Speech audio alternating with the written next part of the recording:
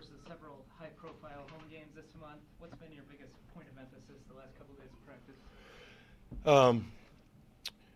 Really, we're not trying to think of it as this big stretch of games. We want to take it one game at a time. And so our total focus has been on Kansas State and preparing for them. Obviously, for us as a program, one of the areas that we can get better in is value in the ball. I think that's a big key because taking care of the basketball, we're a good offensive team. We're not when we're giving the ball to other people.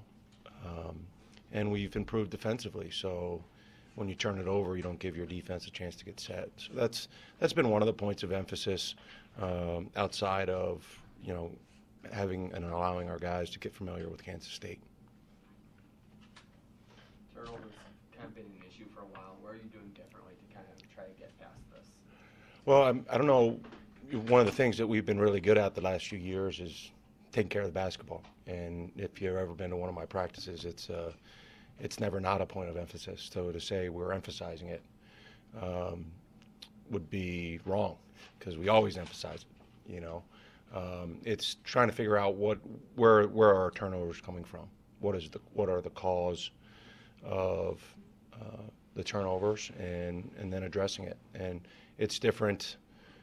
It's been different on a game-to-game basis. Coach, when you face a ranked team such as Kansas State, you just face Kansas. So do you see that as a chance to make an impression, or how do you want your players to approach it when they're playing it?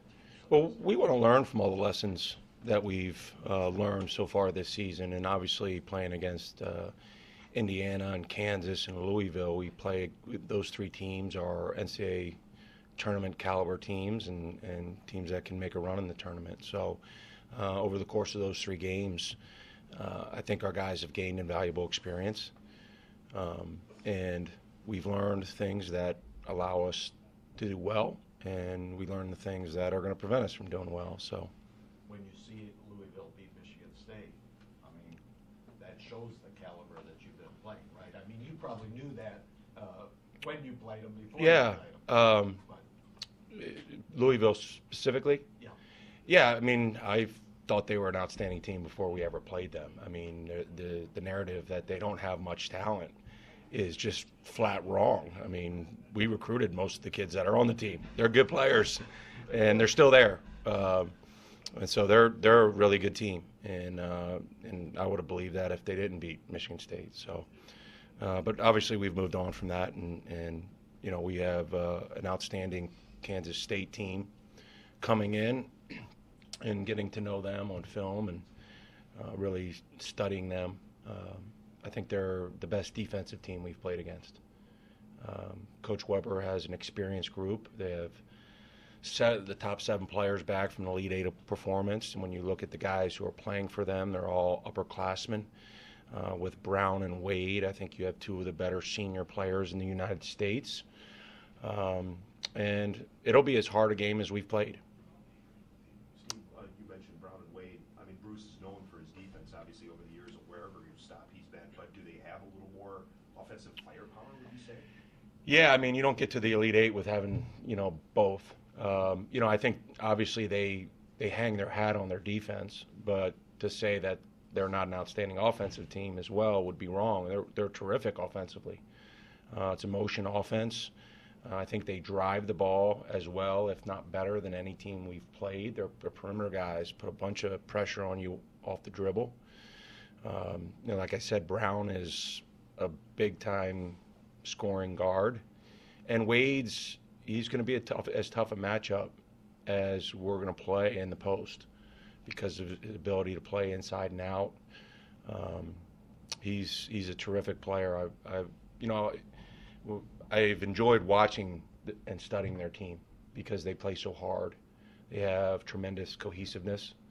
I think that goes along with having played together for a long time and having had to go through some adversity together as younger players, and to see what they did last year and how good they are this year.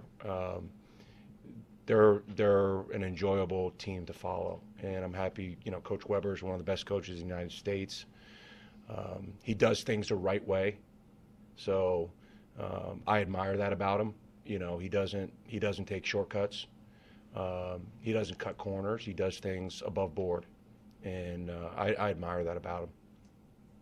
This is the first true road game for Kansas State, and you guys are establishing that home court mentality, so to speak, at Fiserv. What does that play into this? Do you hope? Well, that you can- yeah, I mean, yes. In order for us to have a great season, we have to have a home court advantage. I'm not sure any team or program that's had a terrific season hasn't had a home court advantage. And I think the crowds have been good at Fiserv. I mean, this should be our best crowd. And hopefully that will raise the level of our guys' play. And our guys' play will excite the fans, and we can work together to create a very difficult place to play. Brendan and Ed kind of came off better performances. What are you looking for them to do against Kansas State? Well, you know, obviously, hopefully more of the same.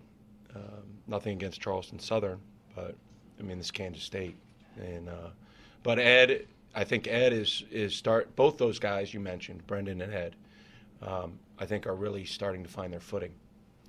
I think the last few games for Ed and the last 2 games in particular for Brendan, the comfortableness on the court seems to be there at a higher level than it was earlier in the season, which is, you know, certainly good to see.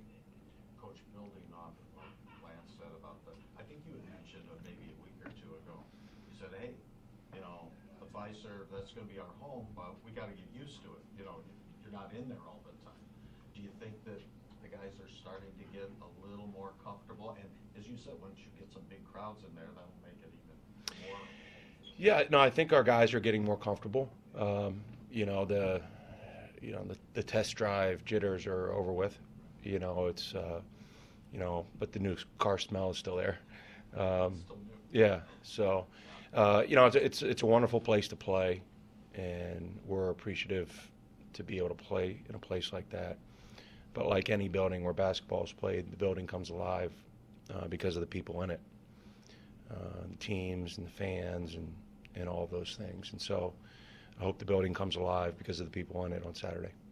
We're getting about to be the 8-week since Greg had his thumb surgery. Is there an update on his status? Yeah, he's going to go to the doctors today, and we'll know more after that. You know, it's a broad window. It was 8 to 12-week window, and we'll know more after that, and we'll see what the doctor says. Obviously, with any kid who's injured, first priority is listening to the doctor's orders and following their guidance and advice. And then, you know, even when he is cleared, it's going to be a little while before he's back to the Greg that he's capable of being.